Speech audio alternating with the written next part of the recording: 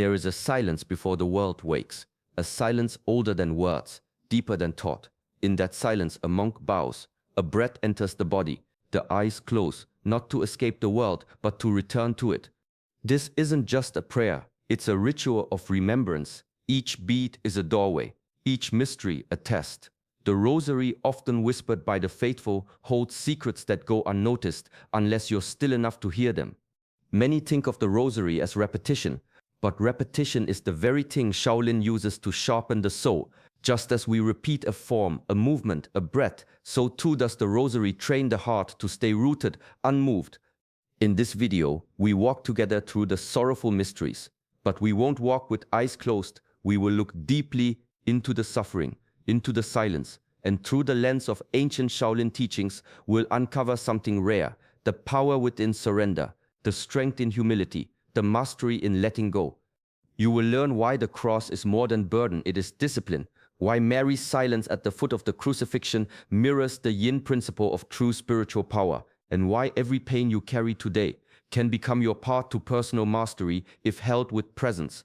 Stay with me until the end. You'll come away not just having prayed, but having trained your inner world. You'll understand the Rosary not only as devotion, but as a form of meditation, stillness, and transformation. Welcome to our channel, Shaolin Soulfire. If the quiet path calls you, the one of depth, discipline, and daily presence, subscribe now. We walk it together in silence, in rhythm, in power. There's a moment, quiet, invisible, where every path splits in two. One direction leads to escape, the other to presence. That moment came for Christ in the Garden of Gethsemane. He knelt, not as a figure above suffering, but as a man fully within it. Sweat like blood, a trembling heart. And still he did not run. This is not just scripture, it is a mirror, because all of us will face this garden, not once but many times, when loss whispers, when fear tightens its grip, when we want to shut our eyes and vanish from what is too heavy to bear. But the Shaolin path does not teach us to avoid, it teaches us to stay. In our training, there is a moment when the body screams to stop, legs shaking, breath uneven, the novice breaks, the master breathes, not because pain disappears, but because presence deepens. Christ's prayer, "Let this cup pass from me, yet not my will but yours," is the same surrender a monk learns through discipline, not collapse, not defeat, but an opening, a softening into something larger than self. The world often says strength is pushing through, but true strength is bowing to the truth of the moment. Whether it is sorrow, fear, or fatigue, you bow, you stay, you do not flinch. This is not passivity. It is power without tension, a sword that rests quietly in its sheath. We honor that moment in the garden, not by admiring it from a distance, but by recognizing it when it comes for us, in our silence, in our pain, in the choice between escape and embodiment. That choice is where all paths begin, and it is walked one breath at a time. There is a difference between pain and suffering. One is sensation, the other is resistance to it. When the lashes fell during the scourging, the body of Christ was torn, but his spirit remained whole. This is the mystery we touch today, not why pain exists, but how we meet it. In Shaolin life, pain is not rare, it's daily, stretching beyond limits, striking wood with bare hands, holding positions until muscles tremble. Not to glorify pain, but to observe it, to train the mind, not to panic, not to flee, but to remain calm within the storm. When the body is disciplined, the mind becomes still. When the mind is still, emotions no longer control us. The monk feels the heat, the ache, the weight, but does not become it. He witnesses, he endures, and through this, he is transformed. Many people live avoiding discomfort, fearing it as something wrong or shameful. But pain has always been a gate. Across traditions, it is purification, the fire that burns away the false, the thorn that awakens deeper compassion, the wound that opens the soul to something sacred. Enduring pain with dignity means no dramatics, no self-pity, just presence. Like Christ, who absorbed the blows without bitterness, not because he enjoyed suffering, but because he understood its purpose. When you stop fighting the experience, something strange happens. You start to change. You begin to meet pain with quiet, with breath, with a strength that doesn't need to shout. This is inner mastery, not control over life, but calm within it. The body is tested, the heart remains open. That's the lesson. Pain visits everyone, but what you do with it, That's where the path begins. They pressed the thorns into his head, not just to cause pain, but to mock, to humiliate, a false crown for a man who claimed no throne. And yet, he said nothing. That silence is the lesson. Pride would have shouted back, ego would have defended itself, demanded recognition, demanded justice, but Christ stood still. He allowed their laughter, their cruelty, their illusion of power without losing his own center. This is not weakness, this is the highest strength. In the Shaolin tradition, the warrior is trained not just to fight, but to become invisible, to move without the need for praise, to master the self so deeply that no insult can penetrate. Because when the ego dissolves, nothing is left to injure. There is a form of pride that looks noble, but hides fear, the fear of being seen as small, as wrong, as less, and so we chase validation. We want the crown, even if it's made of thorns. But the soul is not hungry for titles. It is not fed by applause, it wants only truth, the quiet kind, the kind that holds steady when others try to break it. The mocking of Christ is not just a historical moment, it plays out today. Every time someone questions your word, every time the world doesn't clap, every time you feel unseen or misunderstood or judged. And in that moment, the path splits again. Defend the ego or rest in your truth. The Shaolin monk bows before the insult. Not because he agrees, but because he knows who he is. He needs no crown to prove it. So let them laugh, let them misunderstand. You do not have to wear what they hand you. Better to walk bareheaded in peace than crowned in pride. There is no shortcut to the top of the mountain, no applause waiting on the path, only the sound of your breath, the weight on your shoulders, and the next step.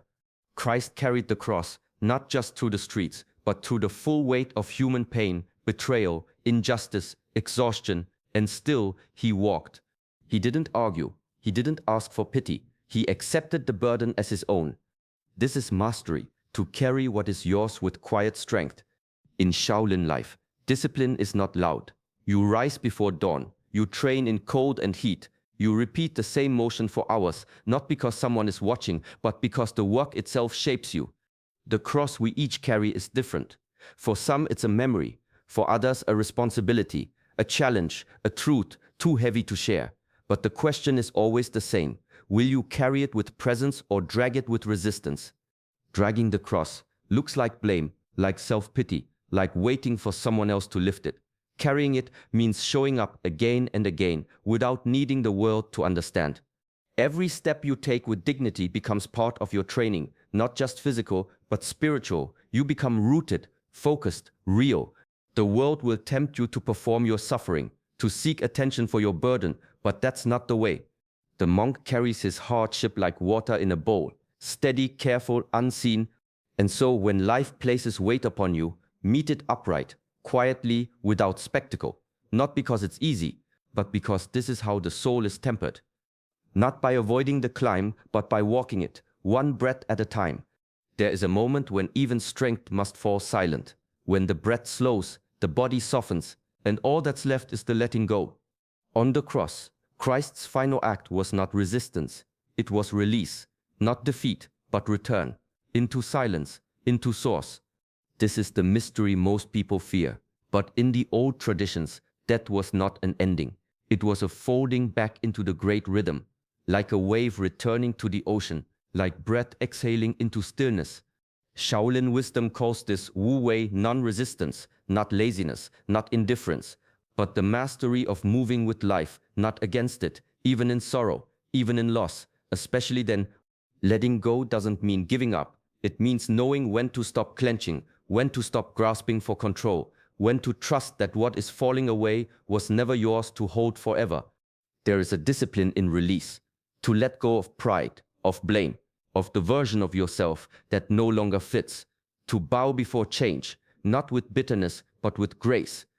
Every warrior must face this lesson, not just once, but again and again, in small losses, in broken plans, in days when effort doesn't lead to reward. And each time the question returns, what must be released today? Sometimes it's a fear, sometimes an expectation, sometimes it's just the need to be right. But when you release, even quietly, something opens. Not outside, inside. Because real power isn't how tightly you hold on. It's how peacefully you let go. One breath, one beat, one step. This is how the mind is trained, not in grand gestures, but in quiet returns, over and over again. The Hail Mary isn't just a prayer, it's a rhythm, a tether, each word a thread that draws the wandering mind back to stillness. Like a monk walking the same path around the temple, not to get somewhere, but to deepen the walk itself. In Shaolin tradition, repetition is sacred, not to numb the mind, but to sharpen it. A single movement practiced 1,000 times becomes more than muscle, it becomes meditation. The same applies to words, to breath, to prayer, to prayer. We live in a world that worships the new, the fast, the loud, but transformation is found in the old, the steady, the quiet. When you repeat a phrase with awareness, it stops being noise and starts becoming space, the space where presence can live. Prayer beats in the West, Mala beats in the East. Different hands, same truth, they keep you from drifting. When the mind races, the fingers return to the next beat. When thought spirals, the breath returns to the next word. This is not control, it is return. Not escape from the world, but anchoring within it. It takes discipline to stay. The mind will offer 1,000 distractions, but each repetition is a choice to begin again, gently, calmly, without judgment. Mastery isn't found in novelty, it's found in refinement, and refinement is born through practice, through attention, through returning. So let the next Hail Mary be a breath, let the next beat be a bell, and let the rhythm guide you not away from yourself, but deeper in. She stood at the foot of the cross, not pleading, not protesting, just present. While others fled or wept or shouted, Mary remained anchored in silence, the kind of silence that holds the weight of the world without needing to speak. This is not passivity, it is power beyond reaction. In Shaolin wisdom, this is the essence of yin, not weak, not lesser, but the unseen force that nourishes and holds. Yin is the water that shapes stone, the moon that moves tides, the stillness that teaches by presence, not pressure. Mary embodied this. She didn't fight the unfolding, she didn't resist reality, she stood inside it, fully open, fully feeling, fully surrendered. That is spiritual strength. We are taught to value action, noise, assertion, but the deepest power often moves in stillness, in the calm gaze, in the steady breath, in the one who does not flinch. There is a strength in softness, a discipline in remaining gentle when the world is breaking apart, not to shut down, but to stay open. That is the real mastery. In every life, there comes a moment when we can't fix what's falling. We can only witness it with grace. And in those moments, Mary stands beside us, not with answers, but with presence. The yin path does not force. It flows, it listens, it holds. And in that quiet holding, things begin to heal. Mary's silence at the cross was not absence. It was alignment with the truth, with the mystery, with the love that does not grasp. Real power doesn't push, it abides. And real peace isn't the absence of pain, it's the stillness that refuses to be shaken by it. There's a quiet kind of work that no one sees, no spotlight, no recognition, just repetition, just return. This is the path of the Rosary. Not to be performed, not to be measured, but to be practiced, like a form repeated on stone floors in the early light, like a monk bowing again and again, not for the world, but for the soul. Each prayer is a movement, each mystery, a posture of the heart. And like the Shaolin forms, it takes shape over time, not for show, but for transformation. Discipline is often misunderstood. People think it's about force, about control. But real discipline is a quiet devotion. You show up, even when the mind resists, even when the spirit feels dull. You don't wait to feel inspired. You practice to become ready. This is how the inner world is shaped, not in moments of inspiration, but in the ordinary, repeated acts that align you with what's real. There is no need to rush through the Rosary, no need to perfect it. The power is in the rhythm, in how you hold the space, in how you listen to the silence between the words. Shaolin training isn't about mastering others, it's about mastering the self. The Rosary works the same way. It turns the focus inward, it clears the dust, it tunes the breath to something eternal. Every repetition is a returning to stillness, to simplicity, to what matters. Not to impress, but to remember. In Shaolin practice, nothing moves alone. The body does not act without breath. The breath does not flow without thought. and thought, when disciplined, becomes intention. This is alignment, not just physical, but spiritual. The Rosary too is a form, not a chant to be rushed through, but a sequence that touches every part of the being. The lips move in prayer, the hands glide beat to beat, the mind steadies, and something deeper begins to shift. When you pray with awareness, the Rosary becomes more than words. It becomes presence, a full-body stillness that breathes through you, not from effort, but from surrender.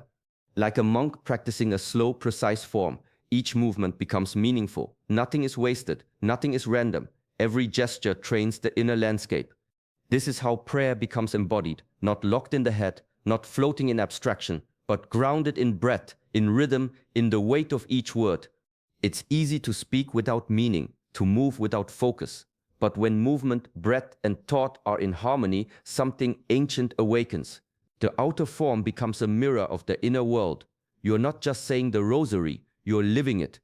And living it means letting it shape you. It means allowing the sorrowful mysteries to soften your pride, allowing the repetition to humble your restless mind, allowing the silence between prayers to speak louder than your own thoughts. This is the discipline. This is the practice. Not louder, not faster, but deeper, always deeper. In this space, devotion becomes embodiment, and prayer becomes not just a thing you do, but a way you move through the world. The path to inner mastery doesn't always look dramatic. Sometimes it's a whispered prayer in the dark. Sometimes it's the steady hand moving from one beat to the next. What matters is not how loud the ritual is, but how deeply it's lived.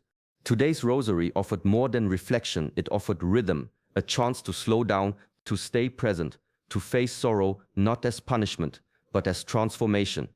Like Shaolin training, it's not about perfection, it's about return.